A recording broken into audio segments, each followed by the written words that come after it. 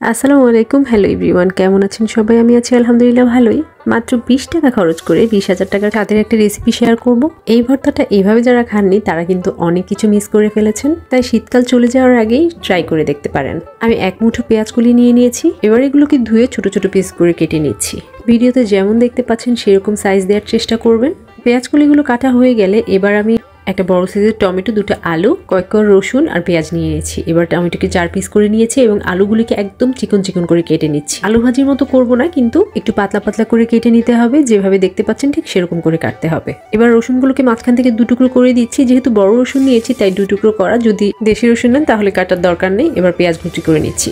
এই সব কিছু কিন্তু রেডি করছি আমি পেঁয়াজ কুলি ভর্তার জন্য। আমি নিজে যখন প্রথম খেয়েছি আমি জনে জনে কিন্তু বলেছি এটা যেন তারা মিস না করে। পেঁয়াজ কুলিগুলো একটা প্যানে নিয়ে আমি এখানে 5-6 টেবিল চামচ পরিমাণ পানি দিয়ে দিয়েছি আর লবণ দিয়ে দিচ্ছি। বেশি পানি দেওয়া যাবে না, তাহলে একদম গলে গলে যাবে। সেদ্ধ হতে দিয়ে আমি পাশে আরেকটি প্যান নিয়ে নিয়েছি। এবার সরষের তেল দিয়ে দিয়েছি। তেলটি গরম হয়ে আসলে আমি এখানে এক এক টমেটো, আলু কুচি, রসুন কুচি আর পছন্দ মতো ঝাল অনুযায়ী কাঁচামরিচ দিয়ে দিয়েছি। এবার এগুলোকে খুব সুন্দর মতো একটু ভেজে নেব। তেলটার সাথে ভালো মতো মিক্স করে দিয়ে এবার এখানে হালকা হলুদ দিয়ে নিচ্ছি আর কিছুটা লবণ দিয়েছি। এবার আবার একটু সুন্দর মতো মিক্স করে নিচ্ছি। যেহেতু ভর্তা হবে তাই আমি এখানে সরষের তেল ইউজ করেছি। কেউ চাইলে এখানে অন্য তেল ইউজ করতে পারেন, পরে মাখার সময় সরষের তেল অ্যাড করে দেবেন। এবার ঢেকে অপেক্ষা করবো যতক্ষণ না সবকিছু সুন্দর মতো সেদ্ধ হয়ে যায়। আমার মোটামুটি টমেটো সেদ্ধ হয়ে গেছে, আলুগুলিও হয়েছে, রসুন এবং কাঁচামরিচ সবকিছু মোটামুটি ভালো মতো সেদ্ধ হয়ে গেছে। এবার এগুলো একে একে আমি তুলে নিচ্ছি। এই সবকিছু কিন্তু তেলের উপরে মোটামুটি ভাজা ভাজা হয়ে গেছে।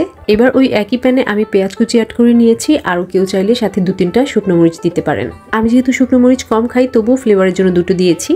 ব্যাস, আমার পেঁয়াজও ভাজা হয়ে গেছে, শুকনো মরিচও ভাজা হয়ে গেছে। এবার সাইডে রেখে দেবো। এবার সেদ্ধ করে রাখা পেঁয়াজ কুলিগুলোকে 2-3 মিনিট ভেজে নেব। 2-3 মিনিটের বেশি ভাজার প্রয়োজন নেই, যেন বেশি গলে না যায়। এই জন্য 2-3 মিনিট ভেজে নিলে এনাফ হবে। বাস, আমার রেডি হয়ে গেছে সবকিছু। এবার আমি স্বাদ মতো লবণ নিয়ে শুকনো মরিচ একটু ভেঙে নিচ্ছি। মরিচে কারো হাত বার্ন করলে অবশ্যই গ্লাভস ইউজ করবেন। আমার নিজের যদিও গ্লাভস ইউজ করা উচিত ছিল, কিন্তু তাড়াহুড়ো আমি করতে ভুলে গিয়েছি, যেটার ফল কিন্তু খুব বেশি ভালো হয় না, হাত খুব বার্ন করে। এবার একে একে কাঁচামরিচ, রসুন কুচি, টমেটো, আলু এগুলো একটু একটু করে ভেঙে নেব। পেঁয়াজটাকেও সুন্দর মতো একটু চটকে নেব। শুরুতে সবকিছু হাত দিয়ে একটু ভালো মতো থেতো করে নিয়ে তারপর সবকিছু একসাথে মিক্স করে নেব। এগুলো সবকিছু মোটামুটি হাত দিয়ে মেখে নেওয়ার পরে এখানে অ্যাড করে দেব পেঁয়াজকুলি। আমি কিন্তু পেঁয়াজকুলিগুলোকে একদম গলিয়ে ফেলিনি, কিছুটা গোটা গোটা রেখেছি। এবার হাত দিয়ে আমি ভালো করে এগুলোকে মিক্স করব।